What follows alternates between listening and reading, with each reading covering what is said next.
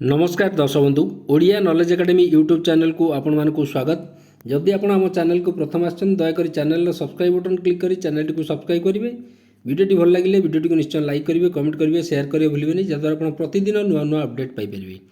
तो आसन देखा आज खबरटी आपड़ जानते गतकाली जो आमर 15 तारिख रे गतकाली न 15 तारिख रे आमर गोटे गुरुत्वपूर्ण मीटिंग अनुष्ठित होता जो थे ओपीएस एवं एनपीएस ए जो नहीं गोटे कैबिनेट सेक्रेटरी फाइनेंस सेक्रेटरी अधीन जो कमिटी गठन होता स्टाफ साइड तरफ गोटे गुरुत्वपूर्ण मीटिंग थिला। से मीटिंग रे विभिन्न पर्यायर आलोचना कौन करा जाय परिबो कौन नहीं एवं एपर्यंत सरकार पक्षर कौन विधिवत घोषणा न होते आशा कराऊँच कि सूत्र खबर जे 23 तारिख जो बजेट घोषणा हम जो बजेट उपस्थापन हम से सरकार गोटे बड़ घोषणा करेंगे एवं जो ओपीएस किंबा जो एनपीएस अच्छी तापर जो कर्मचारी मानकर जो दाबी अच्छी ताकू नहीं गोटे बड़ घोषणा हो पारे और कौन घोषणा हम से विषय में देखा आलोचना करवा। आपड़ जानते गोटे आशा कराऊँच कर्मचारी मान डिमांड दिखाई जदि सरकार एनपीएस इम्प्रोवाइज करने को चाहते तो 50% पेंशन आश्योर पेंशन सहित डीए भी दवाक पड़ो सरकार को। डीआर जिते डीए बढ़ो से अनुसार डीए पेंशन सहित दिज्व और लास्ट पे 50% पेंशन देवाक कर्मचारी पक्षर दाबी होता। ये आप देखिए the more than 6 crore central government and state government employee जो मैंने अच्छा are fighting for scrapping the NPS for restoring pension under the old pension scheme. ताले 6 कोटी अधिक राज्य सरकार कर्मचारी और केंद्र सरकार जो कर्मचारी मैंने अच्छा से माने लड़ुंट डिमांड कर सरकार को निकट में एनपीएस को उच्छेद करने एवं जो पुराना पेंशन को आउ थे लागू करने। द मोदी जो 2.0 जो गवर्नमेंट अच्छी Modi government constitute A high level committee under the chairmanship of finance secretary. आप जानते टीवी सोमनाथन को अंडर रे जो मैंने फाइनेंस सेक्रेटरी अच्छा अंडर गोटे हाई लेवल कमिटी गठन कराई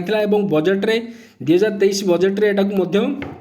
सरकार घोषणा करते। The staff side and the National Council JCM and AIDF have submitted memorandum to the committee rejecting any improvement in NPS and demanding only restoration of old pension scheme।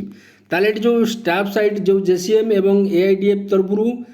गोटे memorandum दिया जो थे कि कमिटी को reject कराइला कहला कि improvement जो NPS रे से माने ग्रहण करेंगे नहीं, केवल रिस्टोरेशन हम तो ओल्ड पेंशन केवल लागू हम एनपीएस रो मॉडिफिकेशन वर्जन को से माने ग्रहण करेंगे नहीं। ये कहला कि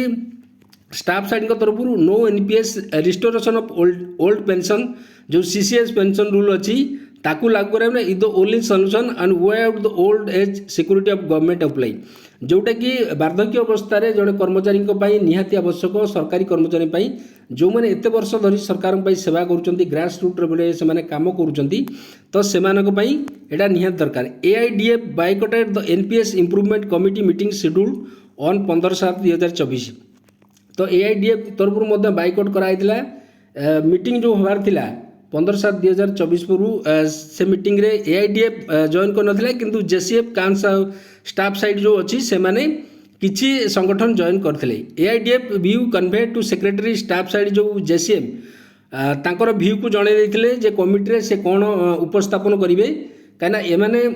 एआईडीएफ कमिटी रे जॉइन कर नथिला मीटिंग रे किंतु जो स्टाफ साइड जेसीएम से माने जो शिवगोपाल मिश्र अछंती से कमिटी रे जॉइन करथिले एवं मीटिंग रे भाग नैथिला। However we are in our struggle to ensure a decent and dignified pension which is available in the old pension scheme with many benefit and protection। एटी सी कहला कि जो ओल्ड पेंशन स्कीम रे जो बेनिफिट अच्छी एवं प्रोटेक्शन अच्छी कर्मचारी की मिलूँ रिटायरमेंट पर मोर देन 5 लाख सेंट्रल और स्टेट गवर्नमेंट एम्प्लॉय मैंने आसेम्बल एट द रामलीला बैदाल आप जानते से मैंने एनपीएस को उच्छेद करने जो गोटे स्ट्राइक करते due to growing pressure the Modi 2.0 government appointed a committee under the finance secretary TV Somanathan with term of reference for suggestion for improvement. तो प्रेशर सरकार ऊपर प्रेशर आसवर सरकार मोदी सरकार कौन करते गोटे कमिटी गठन करते जोटा कि फाइनेंस सेक्रेटरी अंडर रे टीवी सोमनाथ अंडर रे एवं अन्यान्य मेंबर स्टाफ साइड समस्ते कमिटी सहित डिस्कशन बारंबार करिसेंती। तो एडी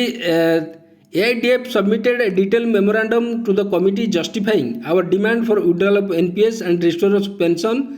ओल्ड पेंशन रूल जोटा अच्छी after that we have decided to boycott the committee since the chairman categorically told that he can not go beyond his term reference in this background the NPS committee convey a meeting with the staff side national council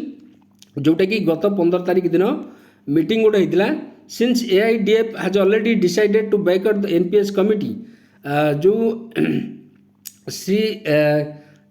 Shri Kumar ji अच्छा our representative to standing committee of the national council JCM attend the staff side meeting and inform our position to the leader किंतु श्री कुमार जी सी staff side को तरफ जो JCM तरफ से मैंने जाइए मीटिंग अटेंड करेंगे एवं तांकर जो व्यू अच्छी संगठन एआईडीएफ जो व्यू अच्छी एवं केवल ओल्ड पेंशन दरकार सेटा को से उपस्थापन करे कहते handed over a letter to both them reiterating our position that improvement in NPS is not our demand. Our demand is to withdraw NPS and restore pension scheme under जो old pension अच्छी केवल सहीटा को ही लागू करने मैंने demand करोसी NPS रे improvement टाकू डिमांड करूना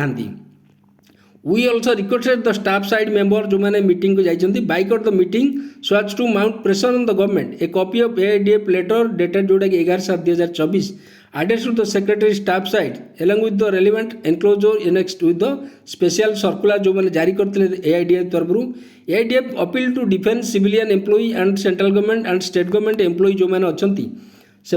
अपील कि to carry forward their related struggle to achieve pension under old pension जो अच्छी एटी एसएन पाठक जे प्रेसिडेंट अच्छा सी श्री कुमार जे जनरल सेक्रेटरी अच्छा ये सब मतामत देते तो यहीपर भाव में आम देखा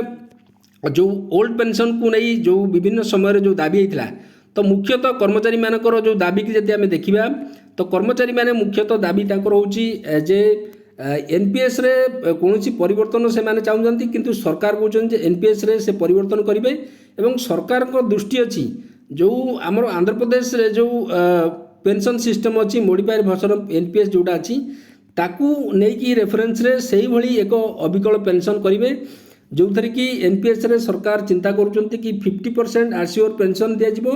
किंतु डीए कथा कौन से घोषणा माने से विषय किसी जना पड़नी किंतु कर्मचारी कहते जदि किसी कर्मचारी संगठन कहते जदि 50% आरसीओर पेंशन दिगला ता सहित डीएटा टाइम टू टाइम जिते बढ़ो से अनुसार 50% आरसीओर पेंशन सहित डीए लागू होगा दरकार जहाँद्वारा कि कर्मचारी पेंशन कहीं रेट बढ़िया अनुसार पेंशन भी तार सर्ट पड़ो रेट जो इनफ्लेशन बढ़ुची जो रेगुलर कर्मचारी जिते आमर डीएटा बढ़ुची डीआर जो बढ़ुची पेंशनर से फायदा हम एवं से ठीक रे रिटायरमेंट पर चलप्रचल करेंगे तो यहीपरि भाव में आज खबर जदि आपको खबर भल लगे दयाक निश्चय चैनल को सब्सक्राइब करेंगे वीडियो को लाइक करेंगे कमेंट करेंगे भूलें जहाँद्वारा कि आप प्रतिदिन एमती नुआ नुआ अपडेट पाइपर। धन्यवाद।